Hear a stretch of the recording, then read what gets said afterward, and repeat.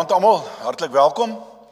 Ons bely dat ons hulp kom van die Here wat hemel en aarde gemaak het en wat ook trou bly tot in alle ewigheid. En daarom, geliefdes, genade, barmhartigheid, vrede en liefde word julle geskenk van God ons Vader en die Here Jesus Christus deur die kragtige werking van die Heilige Gees. Amen. Ek gaan vir ons lees uit 2 Korintiërs 12.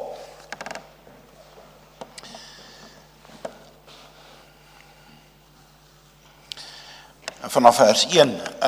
Ons het in ons Vrydag Bybelstudie 2 Korintiërs hanteer. So het pas klaar gemaak. Het was meer as 'n jaar wat ons besig was. So aan die einde daarvan het ek gedink, is goed om so 'n bietjie preek te maak wat dit bymekaar bring. So ek lees uit 2 Korintiërs 12. As daar dan geroem moet word, is dit nie voordelig nie, maar ek kom nou by gesigte en openbarings van die Here.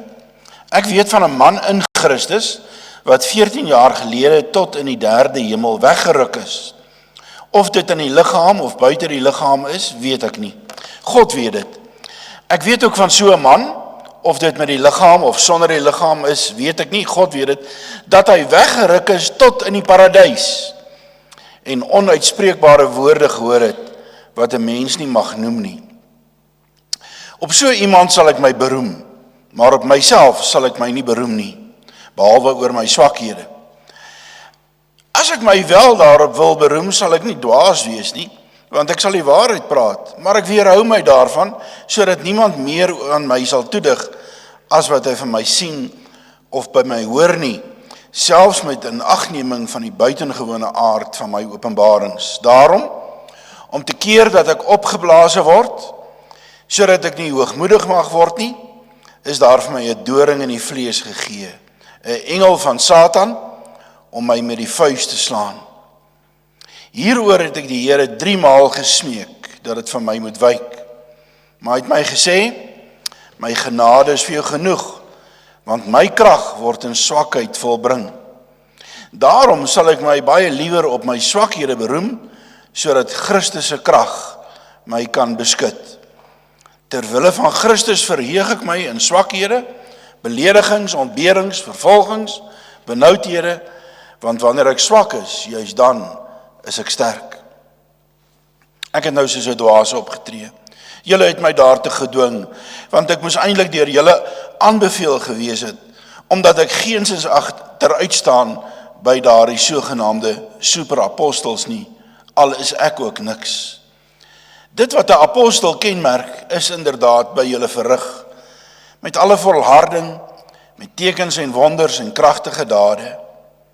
In watter opsig is julle dan swakker behandel as die ander gemeentes, behalwe dat ek nie vir julle 'n geldelike las was nie. Vergewe my tog hierdie onreg. Hierdie behalwe dat ek nie vir julle geldelike las was nie, beteken hy het nie vir hulle traktement gevra, vir honorarium gevra nie, hy het verniet gewerk.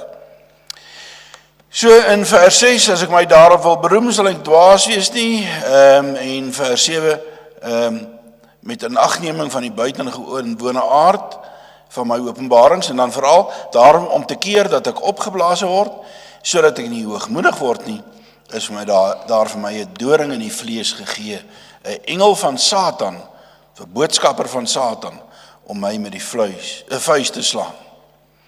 3 keer gesmeek, maar hy het gesê, my genade is vir jou genoeg. Kom ons bid saam. Ons Vader in die hemel, ons dankie vir hierdie woord wat ons kon lees, en ons wil dit graag in ons lewens toepas, en daarom bid ons dat U deur die Gees hier teenwoordig sal wees, dat U my sal lei as die prediker, wat hierdie woord moet ontsluit, en dat ons as hoorders ontvanklik sal wees, en hiermee sal uitgaan in die wêreld, en dat ons U lig sal laat skyn, in ons goeie tye en in ons slegte tye. En ons vra Here regtig waarvoor U nabyheid in ons lewens, dat ons as disipels sal leef, wat weet dat U ons God is, en dat die eer aan U toekom. Ons bely daarom ook ons eie sondes voor U en ons smeek om U vergifnis in Jesus se wonderlike naam alleen. Amen. Broers en susters, kinders, die 1933 vertaling van die Bybel het nogal in Afrikaans het nogal 'n groot invloed gehad op die taal Afrikaans.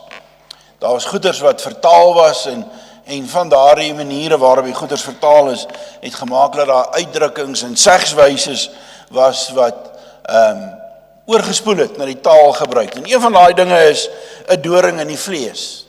Ken julle dit nog, die uitdrukking, 'n doring in die vlees? Ken julle dit? Weet julle wat dit is? 'n doring in die vlees. Dis 'n uitdrukking wat kom uit die Bybel uit. En ek wil graag vanaand kyk na hierdie plek wat ons gelees het, waar dit genoem word, wat dit daai tyd beteken het en wat dit vir ons beteken vandag. Hoekom is hierdie gedeelte in die Bybel opgeskryf? So, 2 Korintiërs, net soos 1 Korintiërs, is geskryf deur die apostel Paulus aan die gemeente in Korinte. En die Korinte, die dorpstad was geleë in wat ons vandag noem Griekeland. Daar is waar die peninsula by mekaar kom, daar waar daai stukkie grond is tussen die twee dele van Griekeland. Nou die stad was 'n besige hawestad. En mense van dwars oor die destydse wêreld het daarheen gestroom. Hulle het gekom om handel te dryf. Daar was bankiers, daar was allerlei bedrywighede, ekonomiese bedrywighede, hulpdienste, omdat dit 'n hawestad is daar skeepsbouers en mense wat kos verkoop, mense wat slawe beheer en die hele tumult. Ek dink altyd aan Korinte so bietjie soos aan Durban, waar daar van oor die hele wêreld 'n kosmopolitaanse samelewing is. En soos dit nou maar is in hawestede, is daar ook allerlei sedeloosheid aan die orde van die dag. Rooiligdistrikte, kroë en drinkplekke, en die mense wat van oral ingekom het ook hulle eie godsdienste dikwels saamgebring. Ekskuus. En daarom was die stad ook vol van tempels vir afgode, allerlei afgode van die Grieke en van die Romeine en van kleiner van die ander gode uit die destydse wêreld.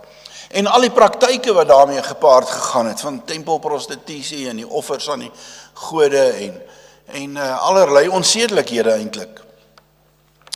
So nou het Paulus soontoe gegaan en hy het eers by die Jode gaan preek en toe hulle hom nou verwerp, toe het hy gegaan na die stad toe, na die heidene toe en die bekende Priscilla en Aquila help hom en sy medewerkers en daar ontstaan 'n gemeente.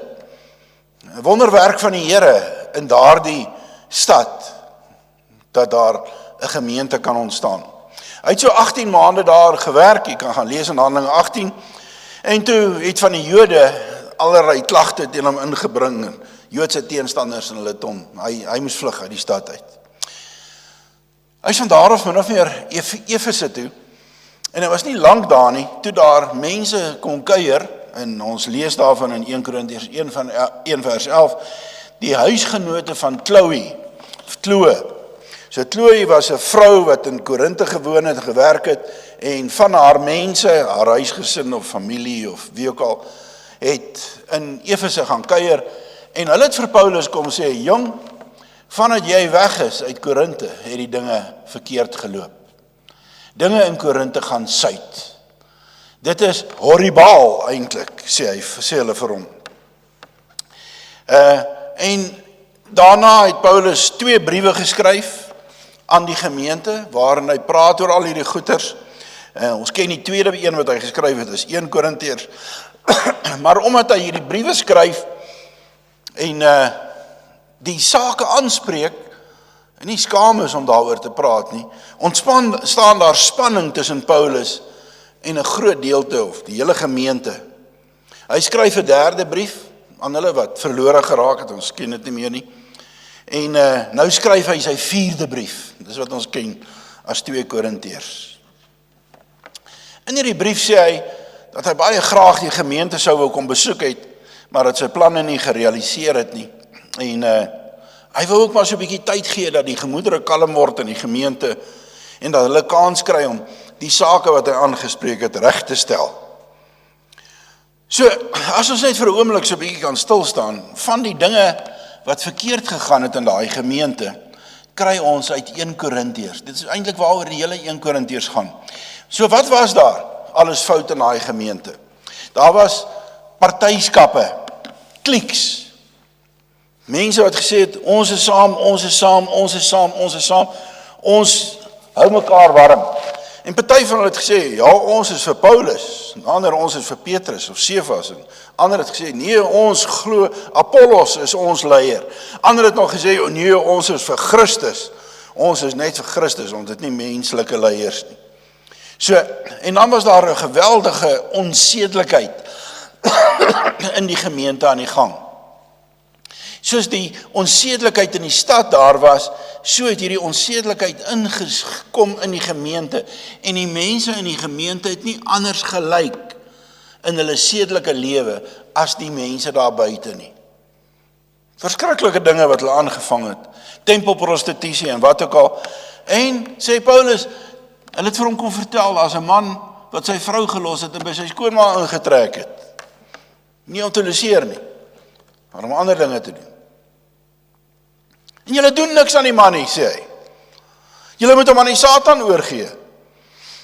Verder sê hy hoor dat hulle mekaar hof toe vat oor allerlei sake. Hy sê, het julle nie ouderlinge wat die sake tussen julle kan besleg nie? En nou moet 'n wêreldse regter oor julle uitspraak gee, julle maak die kerk se naam toffie. En dan het hulle ook oor die huwelik dinge verkeerd verstaan en verkeerd gedoen. Daar was 'n klomp saamwonery, seksuele afpersing. Man wat sy vrou of 'n vrou wat vir haar man sê, as jy nie dit nie, kan jy maar op welkom gaan slaap vanaand. Hulle het mekaar afgepers op die manier. Maklik egskeiding gedoen. En dan was daar, en dit weet julle van daai verskille oor vleis wat in die afgodstempels geoffer was, en hulle party haal mekaar uit en sê, julle eet vleis wat aan afgode geoffer is, en Paulus sê vir hulle, man, afgode bestaan nie, jy kan eet wat jy wil, maar as dit iemand anders laat val of struikel, moet dit nie doen nie. In hoofstuk 10 waarskynlik vir hulle sê, die Christelike is 'n belangrike, en die Christelike geloof is eksklusief, wat beteken, as jy 'n Christen is jy 'n Christen. Jy kan nie Christus plus iets anders, jy kan nie die Christelike geloof plus iets anders beleef nie. Dis verraad teen die Here Jesus Christus, dis verraad teen God. Jy moet kies. Jy kan nie 2 godsdienste op dieselfde tyd beoefen nie. Jy kan nie na die eredienste toe gaan en dan ook nog na die afgodstempels toe om te gaan aanbid nie. En verder was hulle eredienste chaoties. So mense, iemand was besig om te preek, en dan is daar iemand wat sommer opgespring het en begin profeteer het, of in 'n taal begin praat het. En hy sê, daar's oningeligte mense, en ongelukkig, lyk dit vir my, dit was oningeligte vroue, wat, hy sê, hulle moet maar liewer stil bly, en by die huis vir hulle mans gaan vra, dat hulle net as hulle in die kerk praat, dat hulle daarom savvy praat. En daarom gee hy baie mooi en duidelike onderrig oor die gawes van die Gees. Die seuns en die dogters gaan profeteer, sê Petrus, maar kom ons verstaan dit reg. Verder het hy gesê, julle ontheilig die nagmaal. Die rykes kom vroeg kerk toe, kom na die erediens toe met hulle mandjies kos en wyn. Hulle begin so lank eet en drink. En teen die tyd wat die arme mense of die slawe by die kerk erediens aankom, dan is die kos op en die rykes is dronken. Daar's geen liefde onderling nie. Hy praat met hulle oor liefde, oor agape liefde. En dan verduidelik hy ook dat die mens se liggaam 'n tempel van die Here is. Wat hy daarmee wil sê is ook, jy kan nie sê, ag man, my siel is belangrik en daarom ek glo in die Here, so my siel is belangrik, maar met my lyf kan ek maar doen wat ek wil, kan lewe soos ek wil. Hy sê nee, daai liggaam van jou gaan opgewek word, net soos Jesus se liggaam opgewek is en Jesus leef. Hy sê as Jesus nie opgewek was nie, dan was jou godsdiens verniet. So jy moet weet, jou liggaam is ook belangrik. Ja, so 1 Korintiërs is omtrent soos 'n katekisasieklas vir volwassenes. So na hy die brief gestuur het, stuur hy vir Titus na die gemeente toe. En die vertel vir hom nou van die reaksie van die gemeente op die eerste 3 briewe. Daar is sommige wat positief gereageer het. En ander wat nie so positief gereageer het nie. In 2 Korintiërs 7, vers 6 tot 7, kan jy lees daarvan. Maar wanneer ons hier begin lees, dan begin ons agterkom, hoekom die dinge in die gemeente so skeef geloop het. Want in 2 Korintiërs 11 vers 5, 12 vers 11 wat ons gelees het, verwys Paulus na mense wat hy noem uitnemende apostels, danige apostels, in die 2020 vertaling, sogenaamde superapostels. Die woord wat daar vertaal word met superapostels of wat ook al, is hyperlian apostoloon. Hyperlian, die betekenis daarvan is, to become puffed up with pride, with the probable implication of being disparaging towards others, to be overly proud, to be puffed up with pride, to feel overly self-confident. Hyperapostels kan ons hulle noem. So wat het gebeur? Na Paulus weg is uit die gemeente, het daar 'n nuwe generasie van leiers na vore getree in die gemeente. En hulle het gedink die son skyn uit hulle uit. Wat weet ons van hulle? Hulle het gekom uit 'n Joodse agtergrond. Die hyperapostels. Hulle het gekom uit 'n Joodse agtergrond. Hulle wou allerlande Ou Testamentiese wette en wetisistiese gebruike terugbring in die Christelike gemeente. Die mense moet die Sabbat hou, moet weer besny word, moet nie vark eet nie en al daai goeters. So hulle het Christus gehad plus iets anders. Ons praat ons van 'n Christus plus godsdiens. So hierdie nuwe leiers het Christus plus ander dinge in die gemeente ingebring. Reëls en regulasies wat jy moes nakom om gered te word of om gered te bly. Maar ons weet ook van hierdie mense uit al die goeters wat ons lees kan ons aflei, dat hulle in lyn met die gebruike van daardie tyd 'n baie hoë prys gestel het op welsprekendheid. Hulle het gesê, jy moet 'n excellent spreker wees. Jy moet goeie voordrag hê. Jy moet opruiende, opwekkende preke kan lewer. Hulle gaan leer by die sogenaamde sofiste. Die sofiste het die mense geleer hoe om met logika en met oorredingsvermoë mense op te wek en op te preek, dat hulle op 'n punt kom wat hulle eintlik hulle oorgee in geestesvervoering. So vir hulle was dit baie belangrik, as jy 'n apostel, vir prediker was, dat jy goeie praatjies kon praat. En dan wat meer was, hulle het geld gevra vir hulle preke. So hulle opgetree het, hulle gesê, kom, pay up. En hulle het selfs kompetisies onderling gehad om te kyk, wie word die beste betaal? Hierdie ou het gepreek.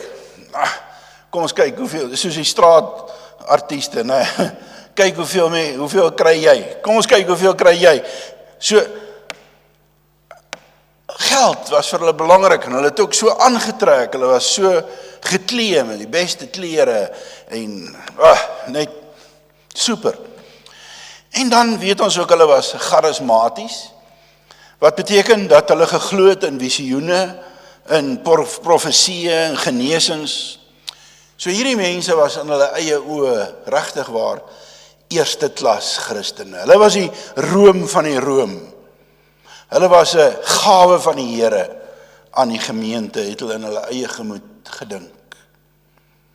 Hierdie suksesvolle hyperapostels was ryk, uitspattig aangetrek, hooghartig, het hulle self aangematig, was arrogant. En wat toe nou gebeur het, is dat hulle begin het om vir Paulus af te kraak by die gemeente. Julle weet ons van Paulus. Hy was net 'n ou tentmaker. Hy het nie geld gevra vir sy preke nie, so hy moes vir homself sorg. En hy het tente gemaak. Tente was gemaak dikwels van leer. So hy was die hele tyd besig om leerwerk te doen. En dan het hulle ons nou die die velle getrap in die kuipe en hulle is gevlek met tannien en goeters. Het stink. So hier kom ou Paulus nou teenoor in vergelyking met hierdie hyperapostels. Dis 'n ou mannetjie, ons het een of ander buitebybelse skrywer wat vertel hoe Paulus gelyk het, ons weet nou nie of dit waar is nie, maar hy sê, daar is 'n klein ou mannetjie met bakbene, 'n bles en wenkbroue wat so aan mekaar was, een lyn aan mekaar gevorm het. Nou nie juist indrukwekkend nie soos die hyperapostels. En dan sê hulle, hy preek ook nie so goed nie, hy kan nie so goed praat nie. Hulle sê, as hy by hulle is hy maar sag, in sy briewe is hy kwaai, maar as hy by hulle is, dan praat hy sag en kennig. Hy kom glad nie kragdadig oor nie. Ons weet mos dat iemand aan die slaap geraak het, terwyl hy gepreek het en by die venster uitgeval het. Gelukkig sit nie een van julle naby 'n venster vanaand nie. En dan sê hulle ook, hy doen nie baie wonders nie. Hy is nie so hard op visioene nie. Ons het visioene, ons kan vir die mense vertel, ons het hierdie goed gesien in ons drome, ons het hierdie goed gesien. En nou sê Paulus, nou moet hy homself teen sy sin in eintlik verdedig teen hierdie aanklagte. In hoofstuk 4 vers 8 sê hy, hoe seer dit eintlik maak, wanneer hy so verwerp en verneder word. Gewoon menslik. Ekskuus, in alles word ons verdruk, maar ons is nie te neergedruk nie. Ons is so raad verleë, maar nie radeloos nie. Ons word vervolg, maar nie deur God verlaat nie. Op die grond gegooi, maar nie vernietig nie. So hy voel. Hy word getrap soos in 'n skram. En dan staan daar in 2 Korintiërs 12:11. Ek het nou soos 'n dwaas opgetree. Julle het my daartoe verplig. Eintlik is dit julle, bedoelende die gemeente, wat in my guns moes gepraat het. Vir my moes opkom teen hierdie hyperapostels. Maar want alles ek niks, staan ek nie agteruit by daardie apostels. En julle, die gemeente, behoort vir my op te gekom het. Julle het nie. Dis hoekom ek seer is. En nou is dit binne hierdie konteks wat ons 2 Korintiërs 12 moet verstaan. Hy sê dus so iets soos, hierdie wat ek nou vir julle gaan sê, is nie iets wat ek aan die groot klok hang nie. Maar ek ken 'n man, vers 6, wys vir ons dat hy van homself praat. Ek ken 'n man wat tot in die 3de hemel weggeruk was. So as ons dan nou praat van visioene en openbarings en apostoliese gesag, kom ek vertel van julle van 'n man met die implikasie, dis hy self, wat deur die Here weggeruk was tot in die 3de hemel. Die eerste hemel in die Bybelse tye is gesien as die atmosfeer hier waar ons leef, waar die bome en die plante groei, waar die mense asemhaal, waar die voëls is en wat ook al die diere. En dan die tweede hemel was bo kan die blou hemel, daar waar die son is, of in die nag die son en die maan en die sterre, of die maan en die sterre. En dan die 3de hemel is God se woonplek, voor God se troon, waar God teenwoordig is. En nou sê Paulus, hierdie was so buitengewone ervaring, dat ek eintlik nie eers 'n klou het wat gebeur het nie. Of het my liggaam was, of net in my gees, God weet dit. Maar ek kan vir julle sê, ek was deur die Here gevat tot voor sy troon. As julle wil praat van visioene en openbarings, ek wat Paulus is, die Here het vir my die hemel gewys. En daar sê Paulus, het hy woorde gehoor, wat 'n mens nie kan of mag uitspreek nie. Hemelse woorde. Woorde waarvoor daar nie aardse woorde is, maar woorde wat die Here vir hom gesê het, dinge wat hy gesien het, wat die Here vir hom sê, moenie dit vertel nie, moenie daaroor praat nie. Sterwelinge verstaan dit nie. So daardie hyperapostels wat aangedring het in die gemeente met allerlei ingedring het in die gemeente met allerlei praatjies en Paulus sy gesag ondermyn het, met dwaalleer byna die gemeente vernietig het, sê Paulus, hulle het niks om oor te roem nie, regtig waar. Daarom sê hy, as ek wou, sou ek kon spog, maar ek roem eerder nie oor myself nie, behalwe oor my swakhede, want ek is maar net 'n gesant van Christus, en wat hy preek, sê hy, is die bediening van die versoening, wat aan hom toevertrou is. Dis al wat hy wil doen, hy wil nie shine vang nie, het gaan alles oor God, die ou is verby, die nuwe het gekom, is alles die werk van God, hy het ons deur Christus, met onsself versoen. Dis waaroor het gaan, nie oor hoe shiny jy is nie. Broer en suster, jy sien, wat ons hier leer, is dat die Here aan Paulus ongelooflike hoogtepunte in sy lewe gegee het, ongelooflike momente, ongekende genade. Dit is sulke hoogtepunte wat 'n mens aan vashou. Dit is sulke hoogtepunte wat 'n mens moet gee, wat jou voed in jou laagtepunte. Is wanneer jy die hoogtepunte kan onthou, dat jy kan sê, as dit nou met my sleg gaan, onthou ek God se goedheid. Selfs al kry jy teëspoed of teenstand. Maar, sê Paulus, as die Here vir jou goed is, vir jou goeie dinge in jou lewe gee, moet jy sorg dat jy die regte perspektief behou. Behou die regte perspektief op sy genade, die goeie dinge wat die Here aan jou gee. Dis nie omdat jy so goed is of omdat jy so wonderlik is nie. Moenie toelaat dat die goeie tye, die goeie versorging of wat ook al in jou lewe jou laat dink dat jy beter is as ander, soos daai Hebreëapostels nie. En daarom sê Paulus, daarom het die Here vir hom 'n doring in die vlees gegee het. Daarom, sodat ek nie hoogmoedig sou wees nie, is daar vir my 'n doring in die vlees gegee, 'n boodskapper van die Satan om my met vuiste te slaan. Die woord wat vir doring gebruik word, praat van 'n yster met 'n hak aan, waarmee soldate oorlog toe gegaan het, hulle vyand gehak het en gesleep het, of 'n doring wat in jou voete ingesteek het, of selfs 'n doring onder die saal van 'n perd, iets in daai lyn, iets wat chaos veroorsaak. Dit word gebruik as 'n martelingsinstrument, iets wat jou duidelik lewensveranderend is. Daar's baie spekulasie oor wat Paulus se doring in die vlees was. Party mense dink dit was fisies, ander dink dit was 'n geestelike ding. Fisies kan dit wees 'n siekte. Dalk het hy malaria opgedoen, dalk het hy epilepsie gehad. Ons weet hy het nie goed gesien nie, hy is half blind of hy het blind geword. Maar dit kan ook geestelik wees, dalk het hy aan depressie gely. Party mense sê hy kon nie 'n vrou kry nie of sy vrou is dood. Sommige verklaarders reken die hyperapostels is sy doring in die vlees. En dis sy bedoeling. Hoe dit ook al sê, in Paulus se lewe was daar iets wat hom gemartel het. Maar hier's 'n paar dinge wat ons oor daai doring moet ken, moet verstaan. Hy sê dis 'n boodskapper van die Satan. Wat beteken dit? Dit beteken dat hierdie ding wat oor hom gekom het, iets is wat sy oorsprong het by die gebrokenheid van hierdie skepping waarin ons leef. God bring nie slegte op ons pad nie. Die Satan en die sonde het veroorsaak dat daar in hierdie skepping slegte dinge gebeur. Ons eie keuses dikwels. Ons eie sondige keuses.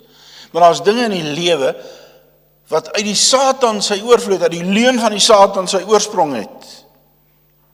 Dis sulke dinge wat baie keer doring in ons vlees word. Omdat die Satan iewers in ons lewens, alles het passief, soos wanneer daar 'n siekte op ons pad kom. Romeine 8 sê, die hele skepping wag met verlange dat God sal openbaar maak en verander.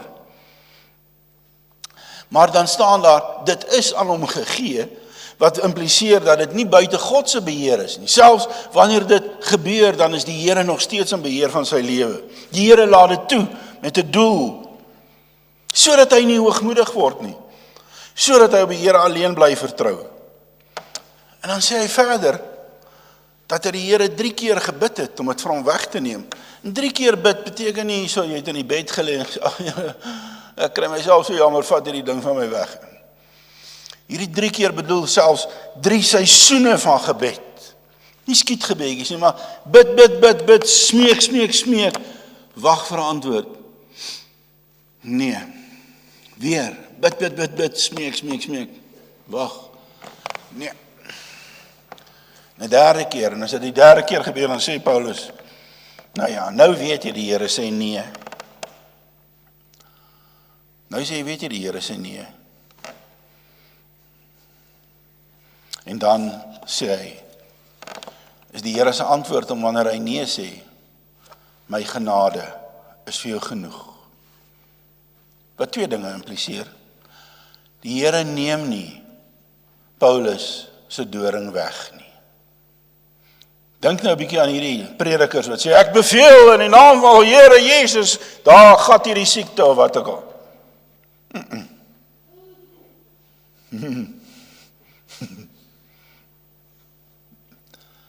Sien wat hy doen nie? Die Here vat dit nie weg nie. Hy sê vir ons, ek is met jou, my genade is vir jou genoeg in jou krisisse, in jou hartseer. Maar dan sê hy ook, maar onthou die genade van die goeie wat ek vir jou gegee het. En wanneer dit met jou sleg gaan, onthou die feit dat ek jou gebruik as my gesant. Onthou Paulus, ek het jou selfs in die hemele ingevat. Wanneer jy so swaar kry met hierdie doring, dink terug aan die hemele. En so word die genade van die hoogtepunte ook die genade in die laagtepunte van Paulus se lewe. Daarom sê Job ook, as ons die goeie van God aanvaar, moet ons nie ook die slegte aanvaar nie. Maar hierdie slegte dinge van die lewe is ook nie sinneloos nie. Romeine 8, ons weet dat God alles ten goede laat meewerk. Of Jakobus 1 vers 2, ag dit louter vreugde, as al hierdie dinge oor julle kom, want die geloof word getoets. Lyk vir my geliefdes, ek wil klaarmaak, wat 2 groot toepassings is van hierdie gedeelte. Die eerste het te maak met ons persoonlike lewens. Elkeen van ons het iewers in ons lewens ook 'n doring in die vlees. Ek wil eintlik amper al sê, dis gewaarborg. Maar hier word nie gesê spesifiek wat Paulus se doring was nie, sodat dit wyd is en oop is en ons eie doring kan identifiseer en sê, Here, hier is my doring in die vlees. Wat is jou doring in die vlees, broer en suster? Kan siekte wees, jou eie siekte. Iets waarmee jy worstel. Siekte van 'n geliefde. Depressie van 'n geliefde. Het kan wees die dood van 'n geliefde of van 'n kind. Of van 'n ouer op vroeë ouderdom en jy moet wees groot word. Kan die doring wees van 'n egskeiding en verraad deur jou geliefde. Kan die doring wees van bankrotskap, groot verlies of ingedoen deur iemand. Depressie of een of ander geestelike siekte. Dit kan wees jou kinders wat op die verkeerde pad is.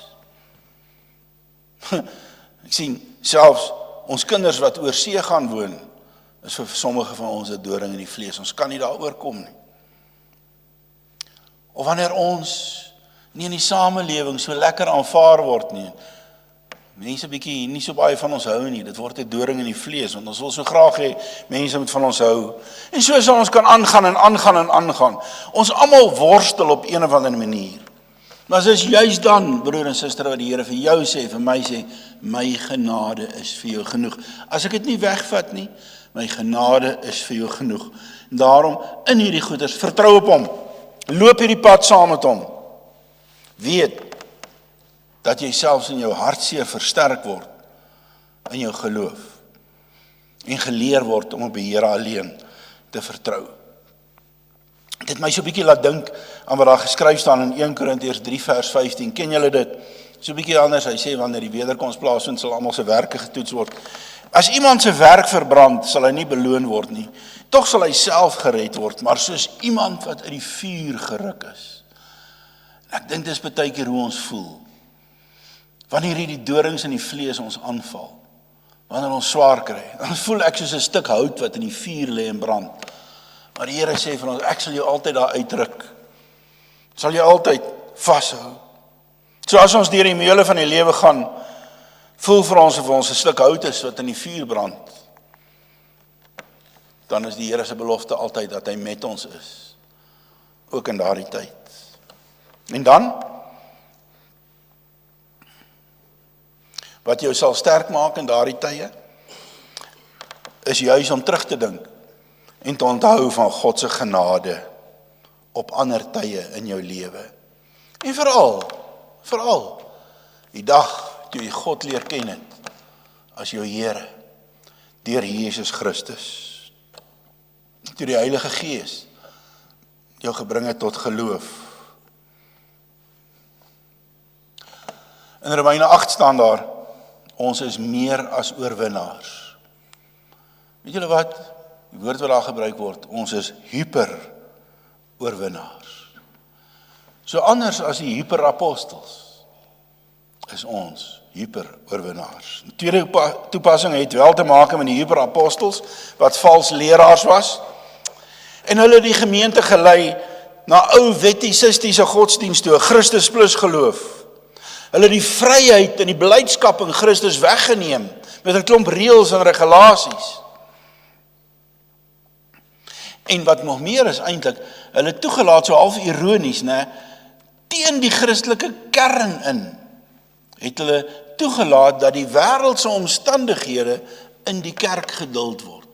Daai onsedelikheid, die afgodediens, hulle toegelaat dat die mense in die kerk maar net so dink en optree soos die mense in die stad daar buite. Hulle die stadse kultuur toegelaat om deel te word van die kerklike kultuur. Hulle retoriek, hulle visioenbeheptheid kom juis vanuit Korinthe en die manier waarop die mense geleef het in daardie kosmopolitaanse stad. Die kerk het wêreldgelykvormig geword. Ek lees net hierdie, of sien net hierdie week 'n blog van iemand wat sê, wanneer gaan ons as kerk weer die weird faktor aangryp? Hy bedoel om te sê, dat mense sê, julle Christene is weird.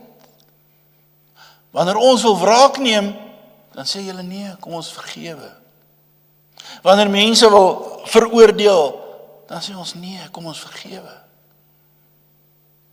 As mense wil soos die wêreld raak, leef soos die wêreld, dan sê Christene nee, ons kan nie so maak nie. Julle is weird. Is tyd, glo ek, dat die weird faktor terugkom na die kerk toe, dat ons nie sal skaam wees of bang wees nie, dat ons anders sal wees as die kultuur waarin ons leef. Nou as ons 'n dag van verootmoediging het, dan moet ons maar onsself ondersoek, dat ons leef op 'n manier wat God se lig laat skyn, wat maak dat ons boodskappers van die versoening is. So daar het jy dit, as waar 'n doring in die vlees vandaan kom, mag God se genade altyd vir ons genoeg wees. Mag ons op hom bly hoop in goeie tye en in slegte tye. Kom ons bid. Dankie Here vir u woord wat met ons praat. Ons hoor en ons verstaan, maar ons sê nog steeds vir u terselfdertyd, dis nie altyd maklik nie. Inteendeel, is baie keer maar baie moeilik. Maar ons maak aanspraak op u belofte, dat u genade altyd vir ons genoeg sal wees. En daarom vra ons, gee dat u genade vir ons genoeg sal wees, nou en altyd. Amen. Of jy by oomblik op 'n goeie plek is, en of jy by oomblik gebuk gaan onder die seer van 'n doring in die vlees, maak nie saak nie, weet dat jy hierdie week ingaan onder die seën van die Here. Die genade van ons Here Jesus Christus, die liefde van God die Vader en die gemeenskap van die Heilige Gees sal by julle wees en by julle bly.